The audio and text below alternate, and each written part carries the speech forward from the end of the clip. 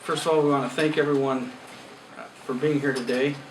I want to introduce Warren Brown, who most of you know.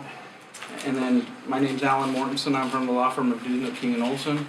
And we have Charles Boyk from the Boyk law firm in Toledo, who we'll be introducing a little bit later. We're going to proceed in this format for purposes of the press conference. We're going to have Warren speak. He has some words to say. I'm going to make some comments and then turn the time over to Charles, and then we'll take questions as you have them. So, Warren. Thank you, Alan. Thanks to everybody for attending this afternoon. From the outset, I want everyone gathered here to understand that the comments I'm about to make come from my personal observations. This is not to state that there are others who may hold the same opinion in this room, but I speak this afternoon as a single voice, noting that the closing comments, however, may be more appropriately made in a collective fashion. Many of our media friends have sought details, comments, and many dissertations from me and my family over the past, now almost 4 years, in which Alexa has resided in heaven. You all know, or should know, that Alexa, along with several other young people, bore the life-ending brunt of the effects of the Clyde childhood cancer cluster. Along with these extreme losses, there were many other young persons whose lives were also turned upside down and who now live in fear of on a daily basis, wondering if the cancer that ravaged them will return. I've been on a few occasions reticent to offer much to you, but some happenings in the recent past have given cause for me to evaluate why it is that I possibly, and why it is that we collectively, may have hesitated in making comments and being more vocal. Personally, I've spent many sleepless nights pondering why it was that children developed cancer, and why some of them died here in a community that for all intents and purposes is fairly pristine. It has been a constant thought and theme in the life of my family, and not a day that has gone by that each one of us continues to question and look for answers. The actions over the past 6 years that some have taken on individually, and more recently as a group, have been rooted in science. Our collective group has not entered into this matter lightly. Our hand, though, recently has been forced by several individuals whose motivation appears to be the securing of remuneration and the almighty dollar to assuage the loss they have suffered. They cannot stand before you today and claim that they have their own science backing up the filing of their lawsuit. They are building their case upon the results and the efforts of a few other persons, my family included, who would just not allow the powers that be to sell us some nebulous idea that this cancer cluster was just a happenstance event. They have filed suit prematurely and opportunistically.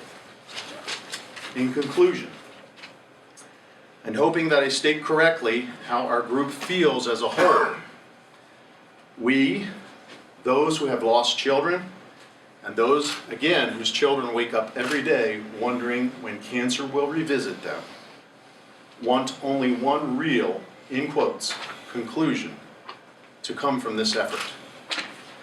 We want the truth.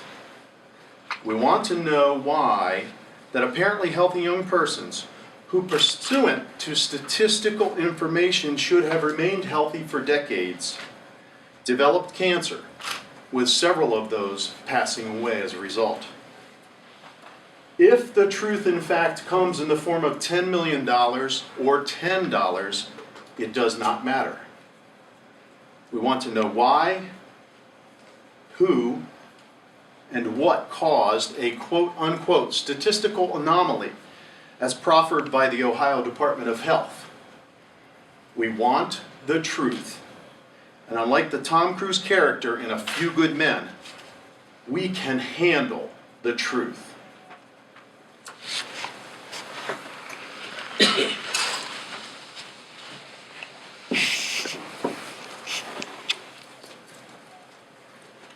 I want to thank Warren for his comments this afternoon and for his preparation and his thoughts and his feelings.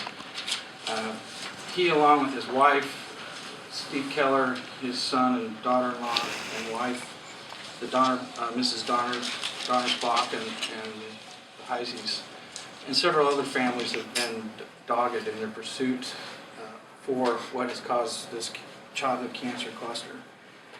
As you know, or most of you know, as part of this pursuit for the truth, the families undertook the task of doing their own testing to try to find a common environmental factor that may have led to their children's cancers, deaths, and illnesses.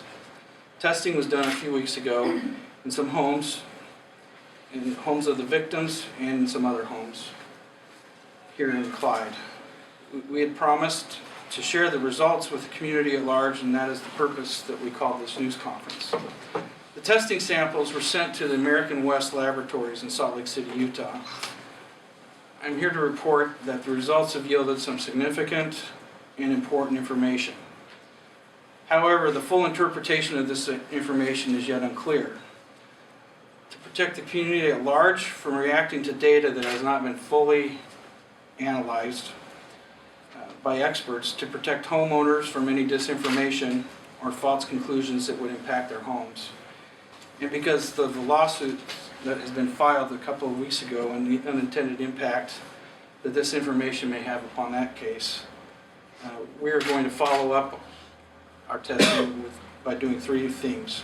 First, we're going to provide the data to the U.S. and Ohio EPAs and ask that they verify it and that they do their own testing individually so that they can give the proper instruction to the community at large as to the significance of it.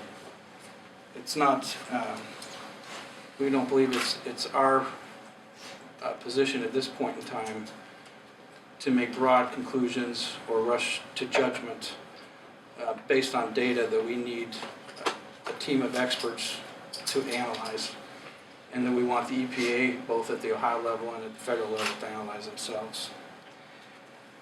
So we will be sending a formal request in letter form to the acting director of the EPA, Dan Hickman, and asking him to have the EPA come in and do similar types of testing in other homes in the community so that these results can be further analyzed.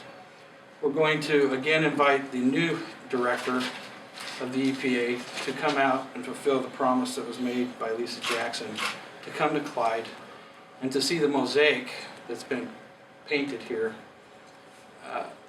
in this community. I think by taking one segment of one piece of information and analyzing it separate from the big picture's been lost. And I want them, and families that we represent want the new director to come out, go to all the sites, read the reports, and also read and analyze our data. We are in the course of hiring a team of chemists, of epidemiologists and toxicologists who will assist us in interpreting the significance of the data that was obtained by our testing. I can announce that nothing of significance was found in the Clyde water treatment plant, and I think that's good news for everybody. We're appreciative of the cooperation of Clyde City. They have been a very good citizen and caretaker of their citizens by allowing us to do that testing, and they were a pleasure to work with. So we are pleased to announce that. As some of you know, a lawsuit was filed recently in Fremont, Ohio by the law firm of Albrecht & Cobble in Sandusky County. The Albrecht firm and his clients have no involvement in what we've done with our law firm, Dusen, King & Olson, and the families that we represent.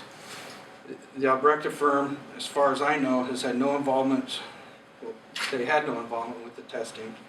And as far as I know, they have no access to the raw data that we obtained. It's The Cancer Cluster family's understanding that the testing has not been finished or even commenced at the Whirlpool Park. And everyone is extremely curious for that testing to occur, as is our families and many of the families that live out by the park. Those results may impact them differently than the results that we found in our dust testing, and so we'll be doing further analysis on that also as we proceed forward. I can tell you that many members of my client group, of our client group, feel that some people or entities were prematurely named members of our community without any basis to name them. And that's one of the reasons we are proceeding very cautiously with the raw data that we do have, is we do not want to rush to judgment and harm anybody, because our families know what it's like to be harmed and to suffer needlessly. I'd like to turn the time over to Charles Boyk of the Boyk Law Firm in Toledo. Mr. Boyk is a very talented, skilled, and experienced victim rights advocate. He's agreed to act as co-counsel here in Ohio for the families we represent, and I'm very grateful for his acceptance of him coming on board. He brings great expertise in the Ohio court systems, both in state and federal, and in advocating for victims.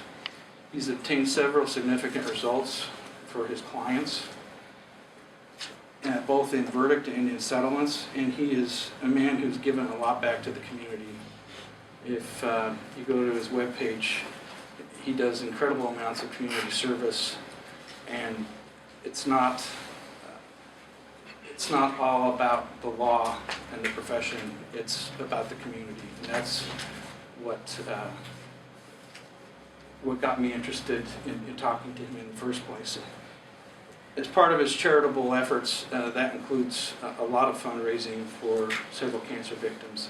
And again, I think he's to be commended for all that he has given to Northwest Ohio from a professional and from a charitable standpoint.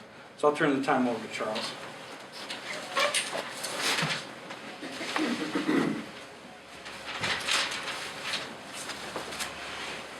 I'd like to thank Alan and the families for allowing me to get involved in this case. I think I've been, like a lot of you, the last 6 or 7 years, I've read the newspapers, I've watched the stories on TV, and I've wondered, what's this mystery all about? And like most attorneys and most people, I was just a consumer. I just watched and really did nothing about this horrible tragedy. And then I started reading in the paper about Alan and what he was doing to help these families, and I hadn't heard of him, but I was kind of intrigued by the situation. And then when he contacted me, I was interested, and I started trying to do some research on Alan. One of my good friends is a top-flight Utah personal injury attorney. I mentioned Alan's name to him, and he indicated that the largest case that he's ever had involved him working with Alan's firm, assisting him. And what I found out by doing my due diligence on Alan is his firm is considered the top law firm in Utah for handling toxic tort and all sorts of personal injury cases. But not only is it the top personal injury firm in Utah, but it has national verdicts, national toxic tort cases, and actually international cases that they've been involved in. So I was really impressed at his commitment and his expertise, and he comes across as a nice low-key individual, but if you go to his webpage, you talk to the people, this is a guy that's in the national media and is a national player, and I'm really thrilled to have the opportunity to try to assist him and assist the families on trying to find and solve this mystery. Thank you.